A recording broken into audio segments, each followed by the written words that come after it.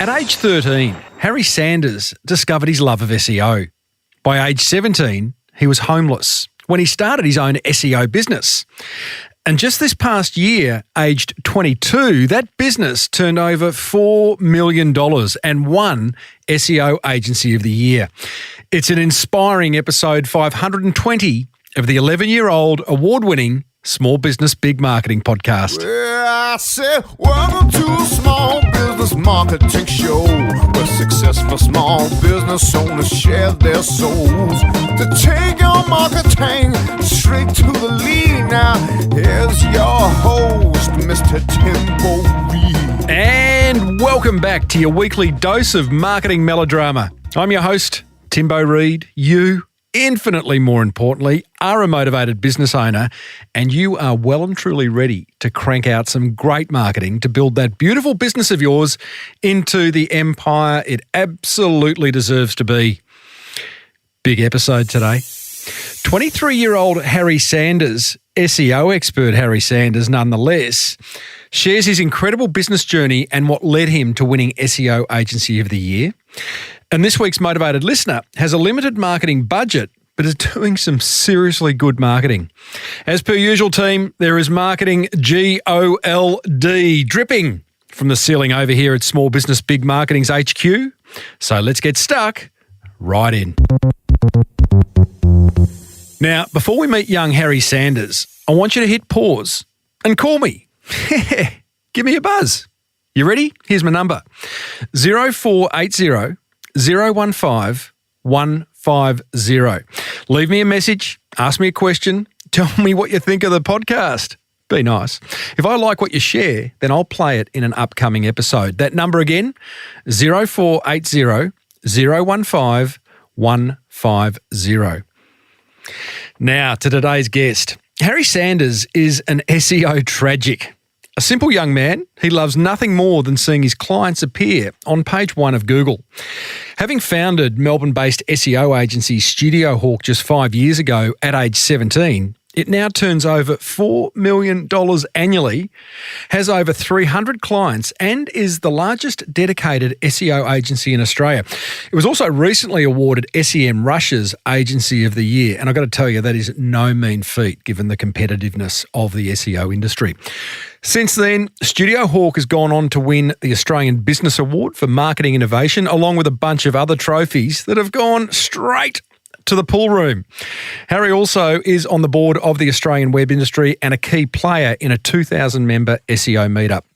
Finding himself homeless, aged 17, this is a business journey full of incredible highs and serious lows. I started off by asking Harry how he managed to fall in love with SEO at the ripe old age of 13. Parents had a bad experience with an SEO agency. And I think, between me playing a lot of RuneScape at the time, Tim, I thought I could do just about anything, I think, as you do when you're 13. So I started learning this thing called SEO. Yeah. And I loved it, man. It was a perfect mix of creativity and logic. And so I just took it upon and, built out my own sites and, then got my first agency job when I was 14. At 14, agency job. Just reflecting back, your old man was running a business. He'd paid an agency to do some stuff, had he? And he just wasn't getting the results. Sounds like a very familiar story, Harry. Yeah, I think we've all heard one of those, haven't we? Yeah, or 3 or 10. So you stuck your hand up, said, hey, Dad, look, I don't know anything about this, but I'll have a crack.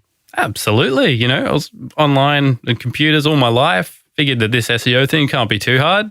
Gave it a crack. Fell in love with it. So how do you get a job with an agency at 14? Did you leave school? Were you going there after school? What's going on? Oh, mate, well, that is a contentious question. So what I was doing was, obviously they took notice of the work I was doing in the space, offered me to come in part-time a day a week just to train their team. They had no idea how old I was when they offered this, by the way, Tim. You can imagine me rocking up day one in their agency, wearing dad's suit, over bag, it was a look and a half. But to their credit, they had me and I trained the team. And then, I got more and more involved and they were loving what I was doing. And so it became kind of like, maybe one day a week I would not go to school. Your stomach plays up, Tim. You can't always be at school. The old, I got a tummy ache. Yeah. So were you telling your folks you were going to school, or were you pulling a sickie then skiving off to the agency? Well, Dad knew because he was cut into the deal. Mum did not. Mum was, my parents didn't go to uni or anything, so education was very important for them. So at the age of 40, for the next 3 years, you found yourself working at multiple SEO agencies. Yeah. Like again, how does this happen? I'm just reflecting on when I'm 14, 15, I'm not looking for agency work. Yeah. I think we live in a weird world these days where these industries emerge and they become, we're talking billions and billions. Like SEO is a, multiple $100 billion market globally. And if you are just one of those people that have a knack for it, I think people just don't really care how old you are and they just want to get you in training. So that's what I was doing. And, I'm still the youngest in my team. We got an office in London and Australia, and I'm still the youngest. You're 22, aren't you? I am. And so I think people are happy to overlook that if you know your stuff. So yeah, that I was, 16, moved to another agency as the head of search. So I had a team and, a lot of folks in their 40s, kids under me, mortgages, getting bossed around by a 16-year-old. Hang on. You are 16. 16. You are head of search. Head of search. At an SEO agency in Melbourne. Yeah. Are you going to school still? I'm going to school 2 days a week at this point, and I'm cutting deals with the school to make sure they let me pass. Oh, this is awesome. Your old man obviously still knows. Yeah, Mum's oblivious. Oh, yes. Harry's a great student. Yeah, a little bit like that. Had you bought a new suit, mate? You're still wearing the dad's baggies. Oh, mate, at that point, you don't really rock up to agencies in suits. My second job, I had a new suit. I still got a photo line around him. I got to be honest, doesn't look any better. But how it goes. So you are working in these agencies 3 years on. You, like most business owners that I speak to, are disillusioned. What was it that disillusioned you regarding SEO? Well, I think you get to a point where I was only in control of one little area of these companies. And I think the problem for me was when I started out, I had these, you have all these ideals and ways you want to do things and change the world. And I realized pretty quick that these guys were just trying to think, how can we make as much money off these guys as possible? So you got started, told to double bill and do all sorts of stuff like that. And it just didn't sit right with me. And I think being young, dumb, and incredibly ambitious, I thought, this can't be that hard. It can't be that hard. I'll just start my own. So I went out, 17, spent all the money to my name on registering a company and the like. And started. Well, that sounds very easy, but I know for a fact that at 17 you were homeless. Yeah, so that was a bit of a mistake. So I took all the money, burnt my bridges at this agency. Very stupid move for anyone that's ever done anything like that. I think at 17, doing what I was doing, I had this ego attached to myself. I just thought I was the best in the biz. And I quickly realized when I left and I spent all my money that I wasn't. Mum was doing it tough. So mum was homeless herself. So there wasn't an opportunity to live with her. And dad had a new partner, didn't like me too much. And off I went really quick. I don't think anyone ever sees themselves being homeless. So when people ask me questions like, did you plan for it? Mate, I had no idea. Spent every dollar I had on forming this company. Remember, day one, I got all my stuff. I'm calling up ASIC. I'm on hold with them, trying to get a refund on the company, mate. They're telling me they don't do refunds. And I'm just like, wow, what am I actually going to do here? So many questions, Harry, before we get stuck into the business side of things. So at 17 and homeless, you obviously still had a mindset. You were still ambitious. You'd already identified a passion in SEO. You loved it. You loved the creativity. You loved the strategy. So you were pretty clear on what you wanted to do. Were you miserable? Were you can't have been full of joy, but you kind of had a direction and a passion. Yeah. So look, honestly, I am so very lucky, Tim. And this might be a very different conversation if I didn't have that passion, direction, and skill set. But I knew what I wanted to do. While I didn't have the ability, and I was, couch surfing around off Gumtree ads, staying with, an aunt, a friend, wherever I could. I did have one bastion or beacon that I was working to, and I was doing SEO. So, it takes time. Anyone that says they've, made it big in a year when they've quit, it didn't happen for me. I remember I broke about 40 grand in my first year, couch surfing around, calling people from St. Vinny's. But once we started to get clients, things snowballed quick. I think, SEO is one of those things where if you find a good provider, you tell everyone about it. So we just got amassed people quickly. And so, went from this little passion project to, man, we could really make a difference here. So you literally registered a business name, Studio Hawk. You had a client. You'd taken a client from one of the agencies you'd worked at, a sort of a founding client. Is that right? I thought I would. Didn't work out that way. I knew what we were charging as an agency, and I thought, Tim, you'll think this is genius. I thought, mate, I could just charge that myself. So I just quoted the exact same figure. No one moved. And I was too arrogant to change my pricing. And so, that was not my finest move. I'm not a perfect man. But it worked in the end. But it worked in the end, but it did. Just on the arrogance bit, because it sounds like, and as you do when you're a teenager, father of three here, well, they're not teenagers anymore. How did you move? This is only 5 years ago you're talking, Harry. It's not a lifetime. It must feel like a lifetime.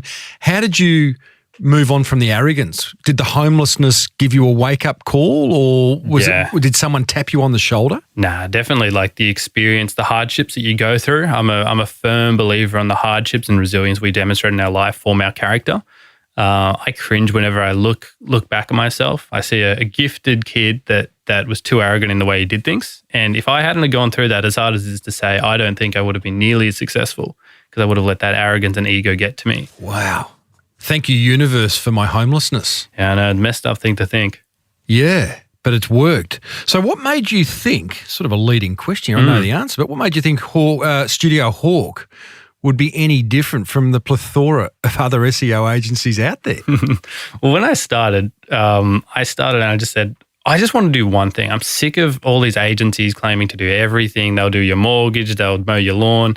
I just said, I'm just going to do organic SEO. I'm not going to do AdWords, I'm not going to do websites, I'm not going to do anything.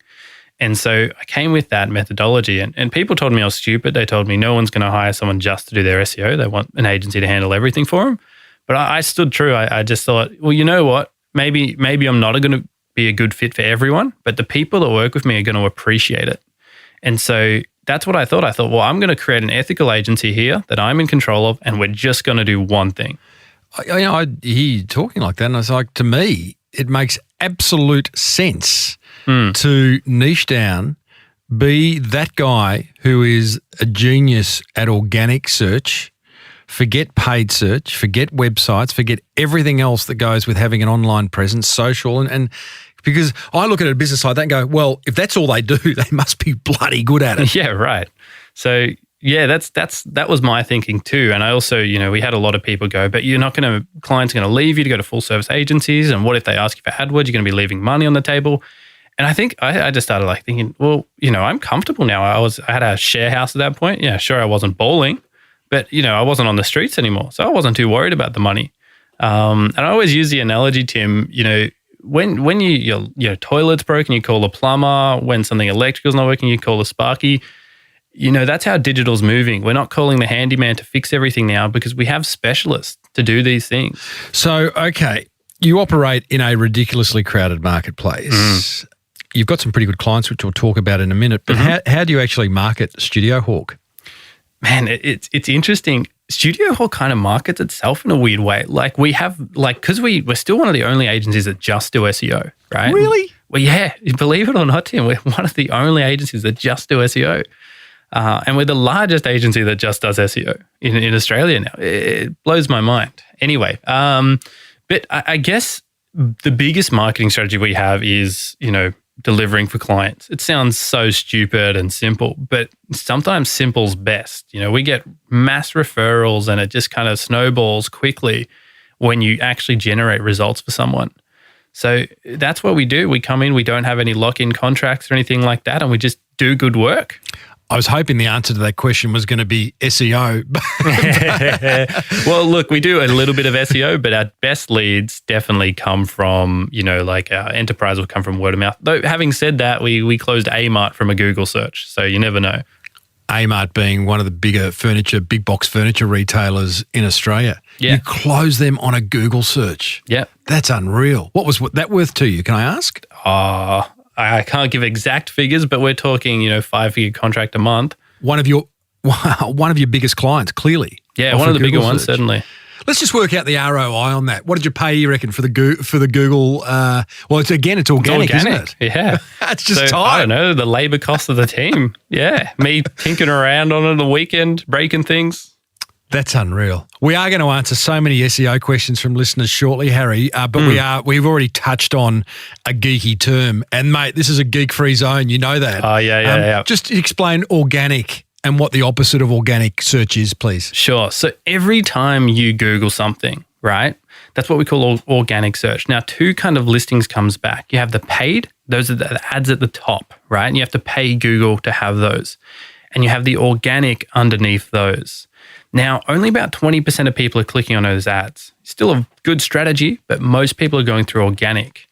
Now, the higher up you rank is obviously what SEO is, but the higher up you rank, the higher your chance of getting these conversions is. So we're talking, the first result gets about 30%, second 15, if you're on the second page, Tim, you're pretty much, I always say it's the best place to hide a dead body. No one's heading over there, man. But I always say there's a video of tumbleweeds rolling across the screen on page 2. That's it. There may as well be. But yeah, and so like for a client like Officeworks, for example, like just ballpark that ranking in that top position can be worth tens of millions a month. Wow. That's awesome. We're going to come back to a lot of those questions. Harry, you have got big clients, mate. You've explained how you got Amart. You've got Officeworks. You've got Mecca Cosmetics. You've got Petstock. I mean, these are top tier corporate clients.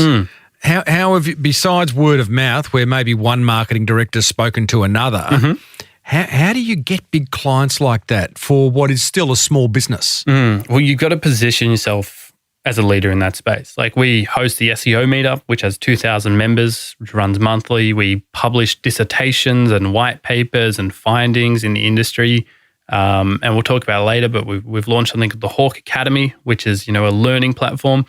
These kind of initiatives, you might not call them marketing, but they are in a way. When you're looking, damn right they are. Yeah, when you're looking for a highly technical person to do things, this is our form of marketing. You look at Studio Hawk and you go, well, these guys have published dissertations on these things, white papers, they've got case studies, awards. I make sure everything that someone could look at, we have, and we're backed up. Positioning. It's all about positioning. I love that. Yeah, you're in the right place. You're fishing where the big fish are. Exactly. Exactly. I love that. So we're not cold calling them. We don't have a single salesperson. They all come to us. Jeez. When you get an inquiry, because you have a phone number, top right-hand side of your website. Good idea, by the way. Most businesses should do that. Most don't. Where does that call go? And does it get diverted? You say you don't have a salesperson, so who's taking the call? You? Good question. No, that would be a nightmare. It'll go through, the reception team, and then it will be picked up by the practice manager, so as part of that team, and then she'll organize a call with one of the specialists or the seniors and go through. But the great part about SEO, Tim, is we look at what the clients come to us, their website, and our, proposal is basically, all right, here's some of the issues you guys have. Here's what we propose fixing. Here's how much it's going to cost. There's not much of a sell to it. Like, this is what we're going to do. You don't like it, it's that sucks. It's interesting. And I spoke about this tip I got from a previous guest recently, so I won't go too deep into it, but you said your calls go through to specialists. I had a guest on the show a few weeks ago who was a town planning expert. His conversions just skyrocketed when the initial inquiry call stopped going to a specialist because they should be off doing the work. They should be off in that room doing the work. It actually went through to a salesperson, but it was a salesperson who wasn't salesy. It was a salesperson who said, tell me about your problem. Where are you at? How are you currently feeling about where you're at?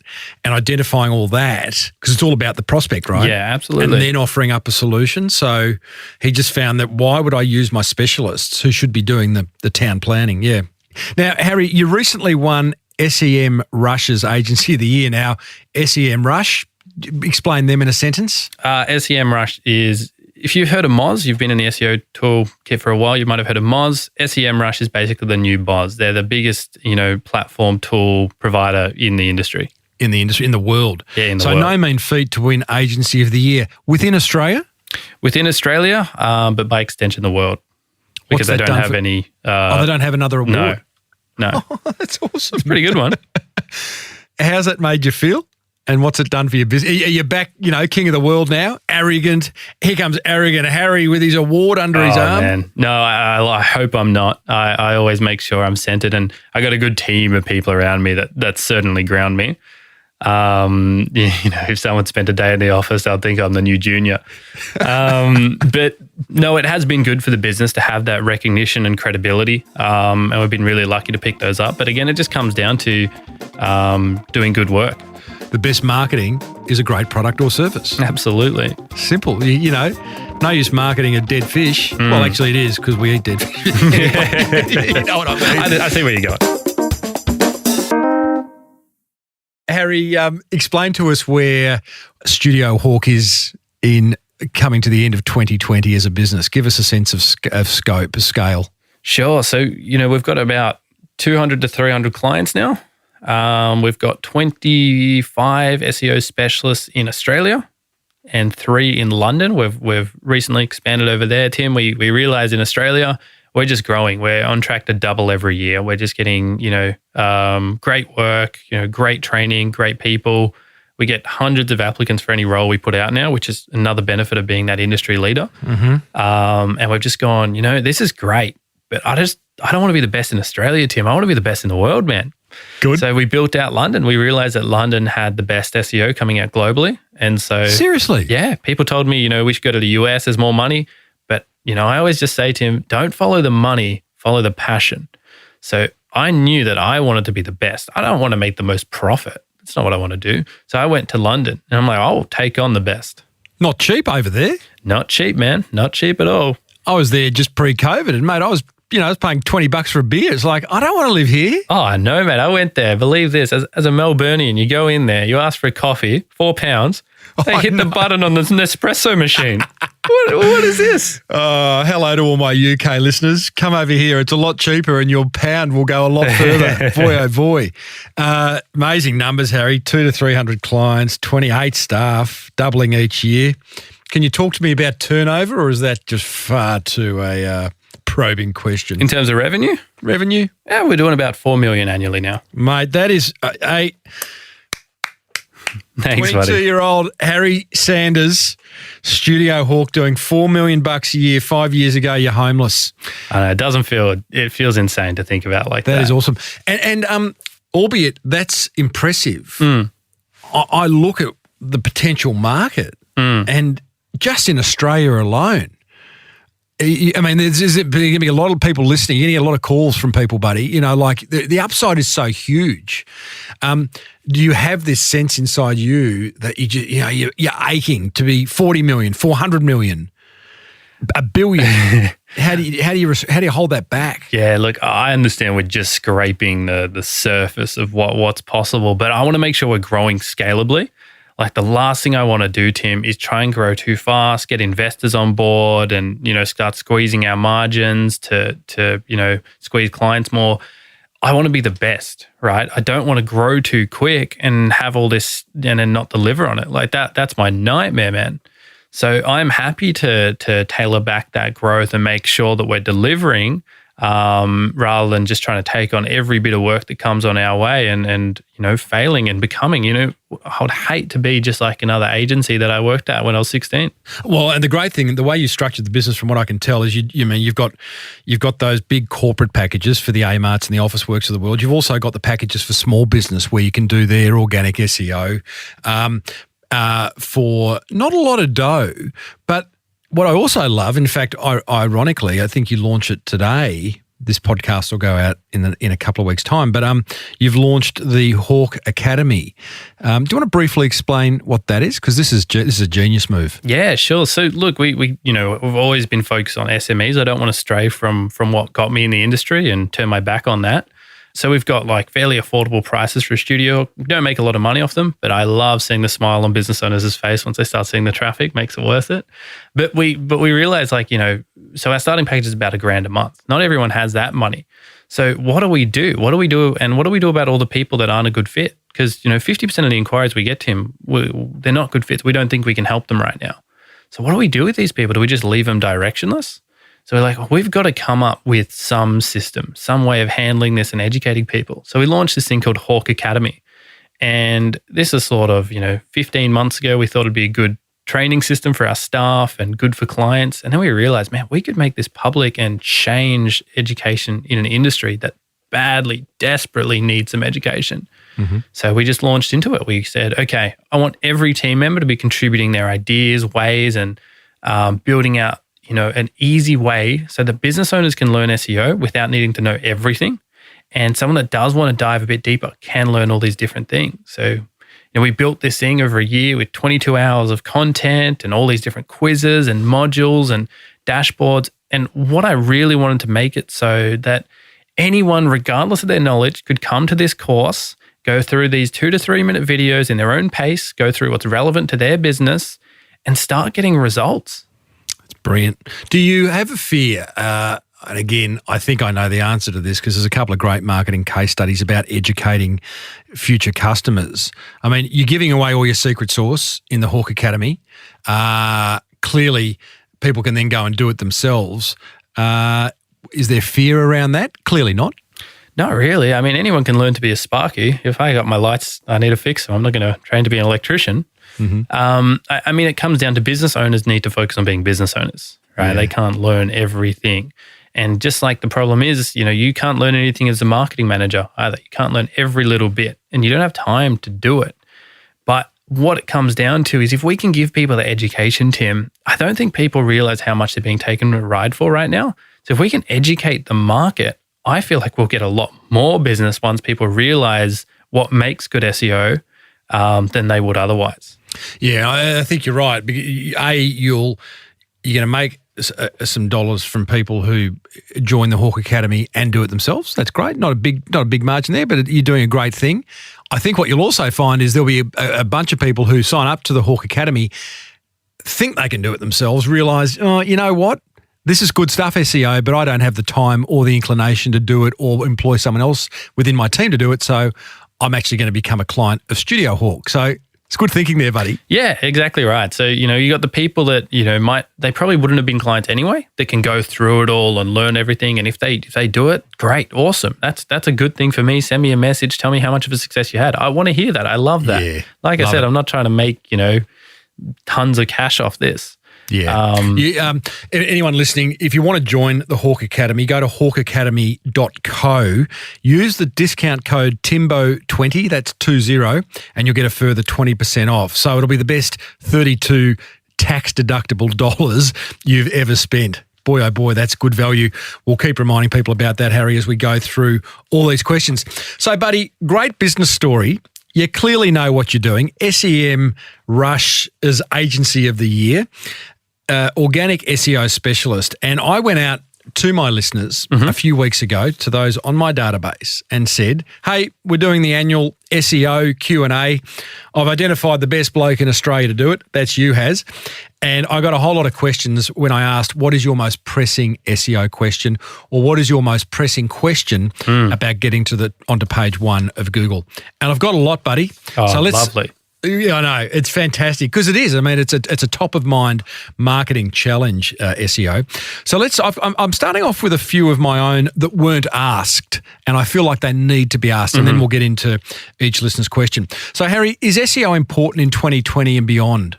And clearly it is, yes, but why? Okay, so look, Microsoft named SEO the most important soft skill marketers can have, hard skill marketers can have in 2020. It's a serious deal. Why? Because ad costs are going up. Google announced last week that they're changing the data advertisers have access to. Facebook's always changing how many ads they can run. They're making it harder and more expensive to run ads.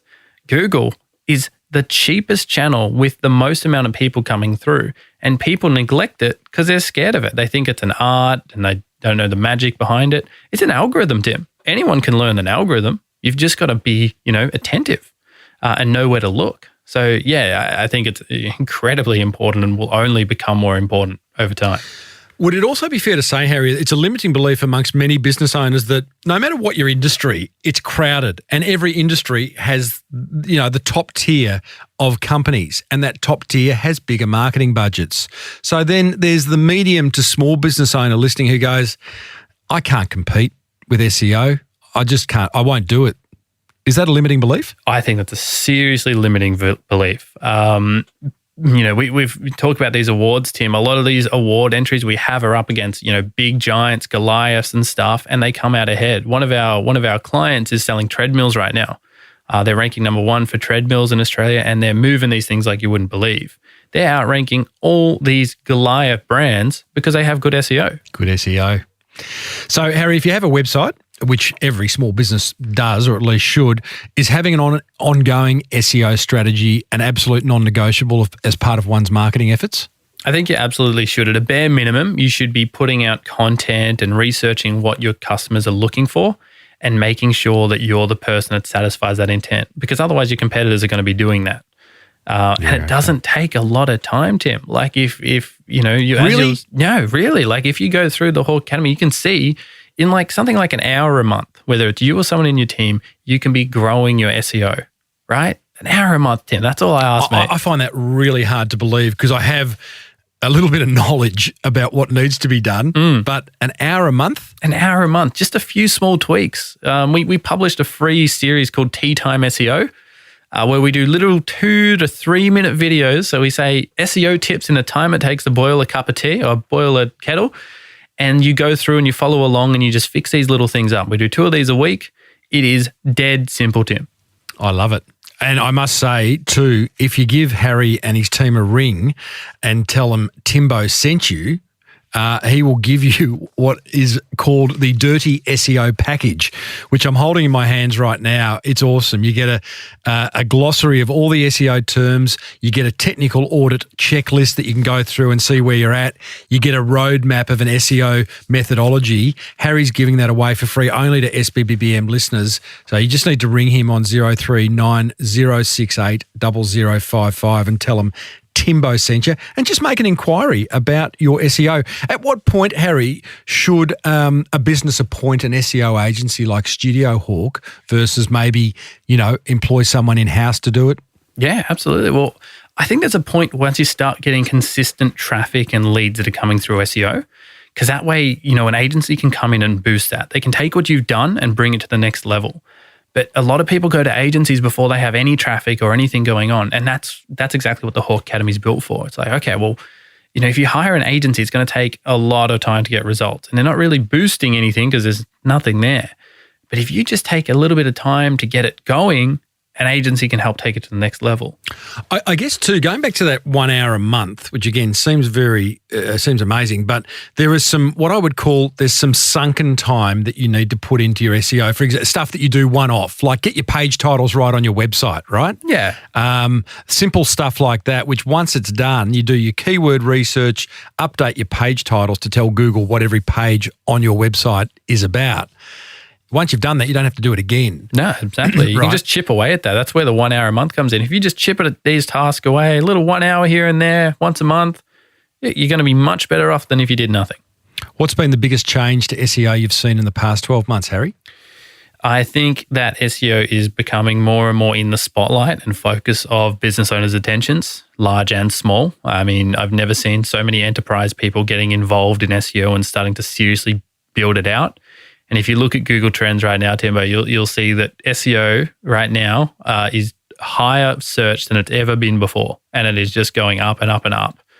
So I think that's been a massive change in SEO. I think the other big change in SEO that's worth mentioning is it's become very measurable and very, you can tell what you need to do. It's almost formulaic. These are the things you need to fix. These are different pillars of SEO, and you can reliably determine if SEO is going to go up. Not everyone's going to jump on the phone and give you a buzz right this minute because they may well have someone doing their SEO. What are 3 questions that a business owner should ask their SEO person in order to know that they're doing the right thing? Well, I like to think that people would go through and have a bit of knowledge so they can check and make sure that's all going well.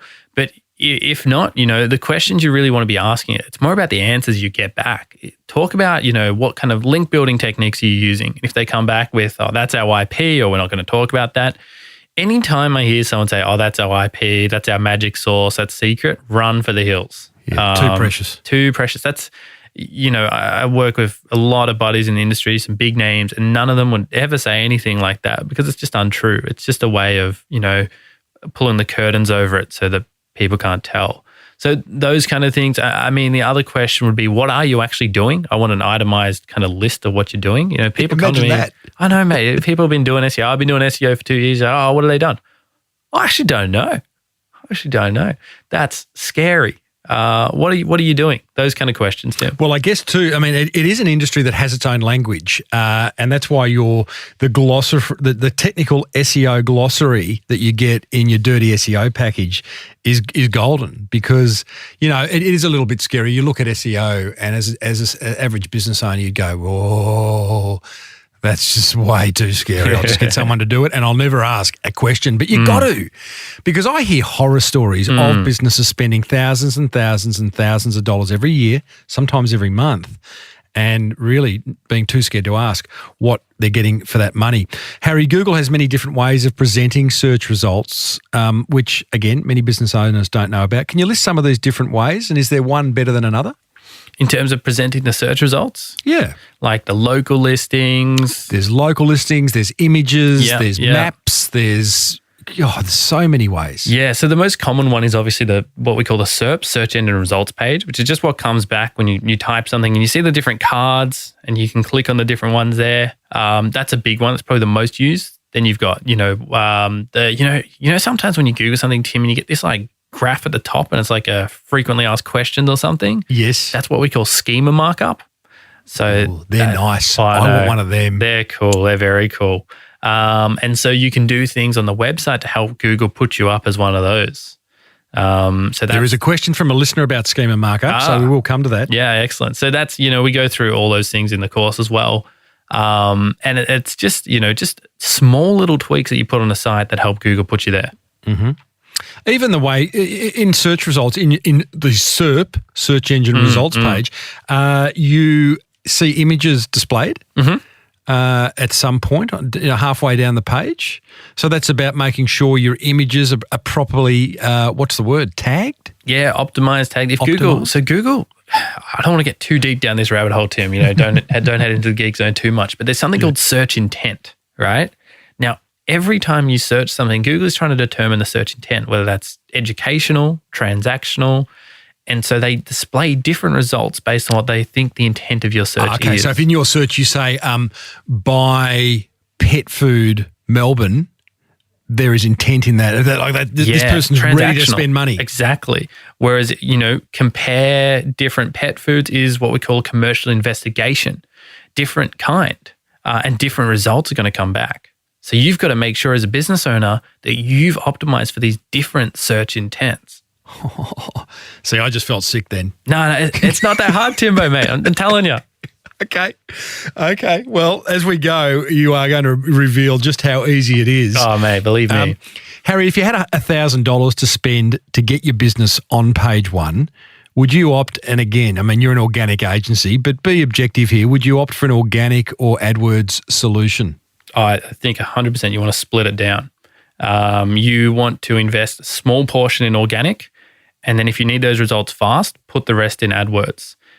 Just because we're an organic agency doesn't mean that these other channels don't work. I think a smart, savvy business owner is using multiple channels. And so, yeah, definitely. With AdWords, which is SEM, search engine marketing, right? Yeah. It's advertising. Exactly. And with advertising has a deadline. The deadline is a period of time when either enough people have clicked and you've run out of money, or, the newspaper was only a day, is a day old, and it's the next newspaper's out, right? So you've got to find more money to advertise. Whereas organic, does it have a longer shelf life until someone knocks you off? Yeah. Well, so, people call AdWords the crack of advertising. It's you keep putting money in it, but the second there's no more money, there's no more ads. That's it. Whereas organic is brand equity. You are building up your brand equity. If you could go to sell or evaluate a business, part of a lot of business groups, and what they look at is how much brand organic value someone has when they're looking to acquire a business. Your advertising doesn't come into it. Anyone can advertise. I can, start up a new business and advertise the same terms as you are tomorrow. But SEO has a barrier to entry. One more question before we get on to guest listener questions. The difference between on-page and off-page SEO. Could you give some examples of each? And with limited resources, where would a small business focus be? Sure. So quickly break that down. So if you remember nothing else from this podcast, there are 3 pillars of SEO, right? Don't overcomplicate it. There's 3 pillars. I want you to remember that. There's on-site, or we call it sometimes technical SEO, which is anything on the website, the code, the page speed, anything like that. That's the technical portion. If you want to think of that in an analogy, think of that like a house, right? That's the structure of a house. That's what people see, and the contents inside that people might not see. Then you've got something called offsite or backlinks, right? And that's where other people are linking to you. Other websites that are niche relevant, right? Relevant to you from authoritative domains are linking to you. Think of that like your land of the house, right? If you've got good, you've got a house in Toorak, which for international visitors is like a very expensive suburb in Melbourne, that land is very valuable, even if the house isn't that great. And then the last thing is that search intent pillar we spoke about. And that's the actual intent of that land. Is it a commercial property? Is it a residential property? Because that changes, right, what's going to come back. So they're the different 3 pillars. So that's what it comes down to. Could you prioritize them or not really? They're all equal. You've got to focus on all of these. You can't have great land and a great house, but commercial property when you want a residential. You can't have I could go on and on, but really you need to holistically have these. You can't just sub them out as you want. You're listening to Australia's leading SEO expert, Harry Sanders. At the ripe old age of 22, he won SEM Russia's Agency of the Year. Brilliant. If you're keen to improve your Google rankings, and who isn't, give him a buzz on 039 068 0055. And if you tell him you heard him on this show, he'll give you the Dirty SEO white paper. Now, before you completely geek out on all things SEO, I'm going to pause that chat with Harry right there and pick it up next week. Why? Good question. I'll tell you why. Because for the remaining 60 minutes, Harry kindly answers all the SEO questions you guys sent me when I put a call out a few weeks ago. He tackles everything from verbal search to duplicate content to keyword identification to backlink strategies to website speed to the tools you need to nail your SEO.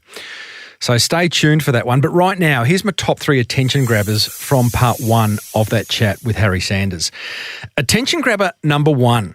If you love something, then turn it into a business. Now, I've got to tell you, having interviewed over 500 successful business owners, there's a number of things that link them, but one is that they all loved something and actually turned it into a business. And many of them talk about, the old cliche of never having done a day's work in their life because of that. Attention grabber number 2, niche, niche, niche. You've heard me talk about that a lot. over the years, but identify a group of people and please them. Remember Seth Godin's advice? Any business just needs to appeal to 1,000 raving fans, not the whole world. If you try to be everything to everyone, what happens? Exactly. You're nothing to no one.